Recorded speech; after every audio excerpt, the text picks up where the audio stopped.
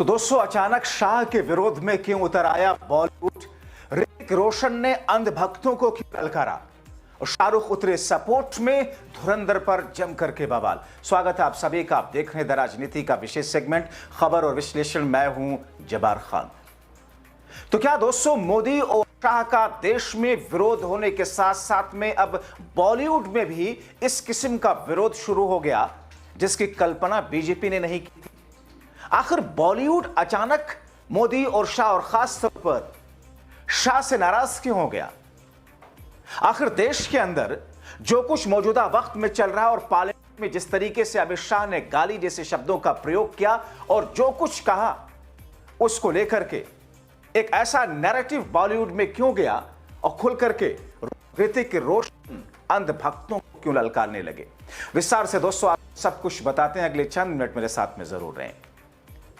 दोस्तों, मौजूदा वक्त में आप देख रहे हैं कि 2014 से लेकर के देश का मीडिया और देश के मीडिया के गंद फैलाने के साथ साथ में बहुत सारे ऐसे राइट विंग के लोगों को बीजेपी ने तलाशा। यानी कि जो सत्ता पक्ष के मोदी शाह के सॉफ्ट कॉर्नर रखने वाले लोग हों, जो बुद्धिजीवी हों, पत्रकार हों या पोएट हों, कवि हों, उन सबको अपने साथ ला करके किस तौर पर उनसे अपना गुणगान करवाना शुरू किया, आप देख रहे हैं और जान रहे हैं। ऐसा ही हुआ बॉलीवुड पर भी। भारतीय जनता पार्टी और मोदी शाह ने पूर्ण कैप्चर करने की कोशिश की। आप सोचिए किस तौर पर फिल्में अब सरकार का गुणगान करने के लिए बनाई। जिन फिल्मों से हिंदू मुस्लिम हो सके, जिन फिल्मों से भारत और पाकिस्तान के बीच की नफरत और दुश्मनी है और सके। जाहिर तौर पर पाकिस्तान हमारा दुश्मन है, मगर किस तौर पर फोकस करके मोदी और शाह की सरकार को पहले की सरकारों के मुकाबले ज्यादा बेहतर दिखाने की कोशिश, और पहले की सरकार को, डॉक्टर मनमोहन सिंह की सरकार को एक तरीके से जनता की नजर में गिराने की कोशिश। कुछ ऐसा ही एक बार फिर से हुआ दोस्तों। और इसीलिए ऋतिक रोशन के साथ साथ में कई सारे बॉलीवुड के अभिनेता मौजूदा वक्त में जो बीजेपी का फैलाया हुआ नैरेटिव है, मोदी और शाह का फैलाया हुआ नैरेटिव है, और जिस तौर पर बीजेपी से जुड़े हुए लोग फाइनेंस करके फिल्मों को बनवा रहे हैं, उस पर उन्होंने अपना आक्रोश व्यक्त किया। बात फिल्में बनवाने का नहीं, झूठ फैलाने का, अपनी राजनीति चमकाने का। दोस्तों, दरअसल फिल्म धुरंधर शानदार फिल्म बताते हैं लोग। एक्टिंग बेमिसाल है, कमाल की है, सिनेमेटोग्राफी कमाल की है, मगर उस फिल्म की स्टोरी जो है, जो मैसेज देती है, जगह पर आपको बताऊंगा का, वो असल मोदी और शाह की राजनीति प्रमोट करने वाली एक प्रोपेगेंडा झूठी फिल्म है। और उसी को लेकर के दरअसल ऋतिक रोशन ने, फिल्म अभिनेता ने, धुरंधर पर अपने इंस्टाग्राम आईडी पर एक पोस्ट लिखा। उन्होंने लिखा कि मुझे सिनेमा बहुत पसंद है, वो लोग बहुत अच्छे लगते हैं जो कहानी की गहराई में उतरते हैं और उस पर पूरा कंट्रोल रखते हैं। वो उसे तब तक घुमाते हैं जब तक वो स्क्रीन पर अपने मन की बात नहीं कहते। इसका सबसे बड़ा उदाहरण धुरंधर है। फिल्म की स्टोरी लाइन बहुत ही अच्छी है, ये सिनेमा है, लेकिन मैं इसमें दिखाई गई राजनीति से असहमत हूं। ये सिनेमा है, लेकिन मैं इसमें दिखाई गई राजनीति से असहमत हूं। यही लाइन दरअसल भक्तों के लिए, मोदी और शाह के लिए चुभने वाली ट्रोल्स की। और देश का नागरिक होने के नाते फिल्म मेकर की जिम्मेदारियों पर बहस कर सकता, उन्होंने लिखा। फिर भी मैं इन चीजों को नजरअंदाज नहीं कर सकता। सिनेमा का स्टूडेंट होने के नाते मुझे इससे सीखने को मिला, वो अमेजिंग है। दरअसल ऋतिक रोशन ने इंस्टाग्राम आईडी पर एक पोस्ट कर दिया। जाहिर तौर पर फिल्म की तारीफ की, एक्टिंग की तारीफ की, सब कुछ, लेकिन उन्होंने जो दो बातें कही कि फिल्म के अंदर दिखाई गई राजनीति से असहमत हूं और इस देश का नागरिक होने के नाते फिल्म कर सकता हूं, ये लाइनें दरअसल गैंग को चुभ गई, मोदी शाह के विचारधारा वाले लोगों को चुभ गई। ट्रोलर्स ट्रोल करने पर उतर आए। कैसे कोई सच को लिख सकता है? दोस्तों, ऋतिक का कहना है कि इस फिल्म को शानदार तरीके से बनाया गया, एक्टिंग दमदार है, मगर फिल्म की राजनीति में से असहमत हूं।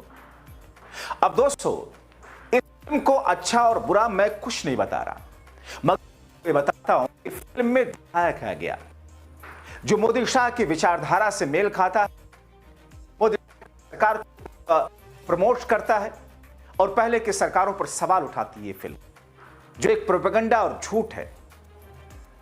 दोस्तों, मोदी शाह की सरकार को राष्ट्रवादी बना रही है फिल्म, और पहले की सरकार को देशद्रोही एक तरीके से। मतलब मोदी सरकारें देश हित में काम नहीं करती थी। दोस्तों, धुरंधर फिल्म शानदार तरीके से फिल्माई गई है, बताया जा रहा है। एक्टिंग लाजवाब है, काम शानदार है, मगर जो मैसेज फिल्म से दिया गया उसी में खेलकर मोदी शाह की तारीफ करने की कोशिश, मनमोहन सरकार को कटघरे में खड़ा करने की कोशिश डायरेक्टर ने किया। यह पॉइंट इस फिल्म को झूठ फैलाने और प्रोपेगेंडा करने के लिए साबित करता है, जिस पर ऋतिक ने लिखा। दरअसल फिल्म में दोस्तों कई कैरेक्टर हैं। दरअसल एक फिल्म में कैरेक्टर रखा गया है अजीत डोभाल का, और उस फिल्म को माधवन ने उस कैरेक्टर को माधवन ने निभाया है। दोस्तों, पाकिस्तान और भारत के रिश्तों की कड़वाहट किस तौर पर बंटवारे के बाद से लगातार है, और पाकिस्तान की वो कई नापाक हरकतें जो कि भारत के खिलाफ में लगातार आप देख रहे हैं, और भारत उसके खिलाफ में एक्शन भी शुरू से लेता रहा है। लेकिन दोस्तों, दरअसल भारत की इकोनॉमी को भी कमजोर करने के लिए पाकिस्तान जो जाली नोटों की वाया नेपाल, और दरअसल अजीत डोभाल जो कि मौजूदा वक्त में मोदी और शाह के कितने खास हैं। अजीत डोभाल जो कि एनएसए हैं, नेशनल सिक्योरिटी एडवाइजर, एक वक्त में वो पाकिस्तान में भेष बदल करके मुस्लिम बन करके रह रहे थे, नमाज रोजा सब कुछ कर रहे थे पाकिस्तान के अंदर स्थितियों को समझने के लिए कि भारत के खिलाफ किस तरह की यहां पर रणनीति बनती है। दरअसल अजीत डोभाल को जो कैरेक्टर है, उस कैरेक्टर के पास में एक जानकारी आती है कि नकली नोटों की खेप भारत में डाली जा रही है। तो अजीत डोभाल वहां पर का जो कैरेक्टर है वहां पर इस बात को कहता है, हालांकि शब्द उनके अलग है, लेकिन मतलब यही है कि अभी की सरकार को बताने का क्या फायदा, अगली सरकार जो आएगी राष्ट्रवादी सरकार होगी और वो सरकार एक्शन लेगी।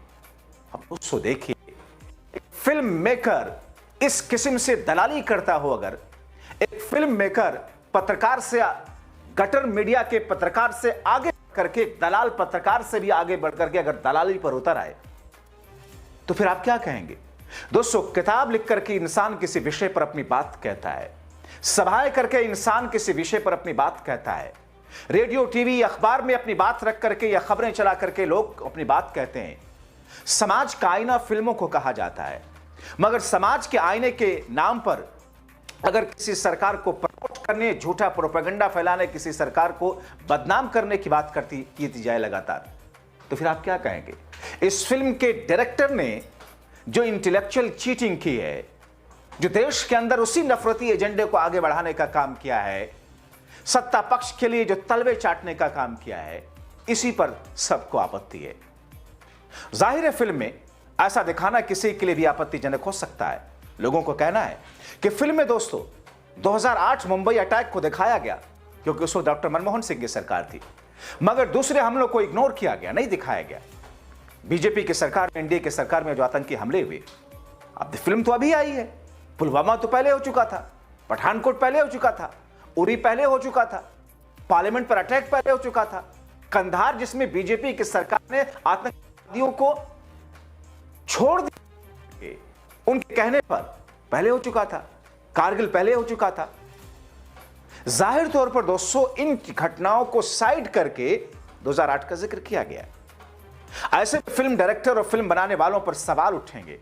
ऋतिक ने तो बहादुर के साथ ऐसा किया, मगर बीजेपी के ट्रोल्स ने ऋतिक का जीना दोभर कर दिया और कहा गया कि तभी ऋतिक के सपोर्ट में शाहरुख आए। दोस्तों, मोदी शाह के ट्रोल गैंग ने ऋतिक को घेर करके ट्रोल करना शुरू किया। इतनी निष्ठा पर उतर आए कि ऋतिक को परेशान होकर के एक्स पर पोस्ट लिखना पड़ा। वो लिखते हैं ट्विटर पर कि धुरंधर अभी भी मेरे दिमाग से नहीं निकल रही। आदित्यधार फिल्म, आप एक अद्भुत निर्माता हैं।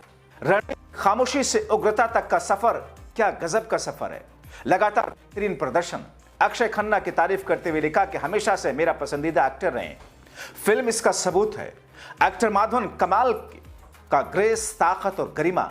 लेकिन यार बेदी, आपने जो लाजवाब काम किया है, क्या शानदार अभिनय था। सभी कलाकारों, खासतौर पर मेकअप और प्रोस्थेटिक विभाग के लिए जोरदार तालियां। पार्ट 2 का बेसब्री से इंतजार।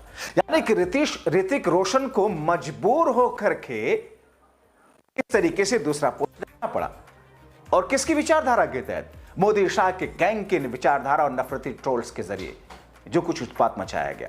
दोस्तों, ये मामला इतना तूल पकड़ता जा रहा था कि मैंने भी पत्रकारों मित्रों से बात करके समझने की कोशिश की, तभी कि दरअसल ऋतिक के पीछे बीजेपी के ट्रोल गैंग को पड़ता देख शाहरुख ने ऋतिक को सेकंड पोस्ट डालने का एडवाइस किया और समझाते हुए कहा, इन ट्रोल से परेशान होने की जरूरत नहीं, ये लोग यही करते हैं। आमिर के साथ भी यही हुआ, मेरे साथ भी यही हुआ, मेरी film my name is Khan के साथ यही हुआ था, पठान के साथ यही हुआ था। इन ट्रोल गैंग्स ने यही किया था दोस्तों। अब ऐसी स्थिति में खबरें तो यहां तक हैं कि जो बिग बी आने के अमिताभ बच्चन के नजदीकी है वो भी कह रहे हैं कि जिस तरीके से ऋतिक को ट्रोल किया गया मौजूदा वक्त के विचारधारा के ट्रोलर्स ने, उससे अमिताभ भी खुश नहीं है। मौजूदा वक्त में भले ही उनकी हिम्मत ना हो पा रही हो कुछ बोलने की, लेकिन वो भी दरअसल मोदी और शाह की विचारधारा से नाराज बताए जा रहे हैं। अक्षय कुमार जो कि मोदी और शाह के लाडले और चहेते बताए जाते हैं, उन्हें भी दरअसल ये ठीक नहीं लगा। यानी कि अगर शाहरुख, ऋतिक, अक्षय और अमिताभ बच्चन इस तौर पर मोदी और शाह की विचारधारा के मुखालफत कर रहे हैं भले पर्दे के पीछे, तो जाहिर तौर पर यह समझना होगा सरकार को कि कम से कम वो बॉलीवुड जो चीज में किसी मुद्दे में घुसता नहीं था, अगर उसे खराब लग रही है चीजें, तो आपको अपनी विचारधारा पर रीथिंक करना चाहिए। आप क्या कहेंगे? अपनी राय कमेंट बॉक्स में जरूर लिखें।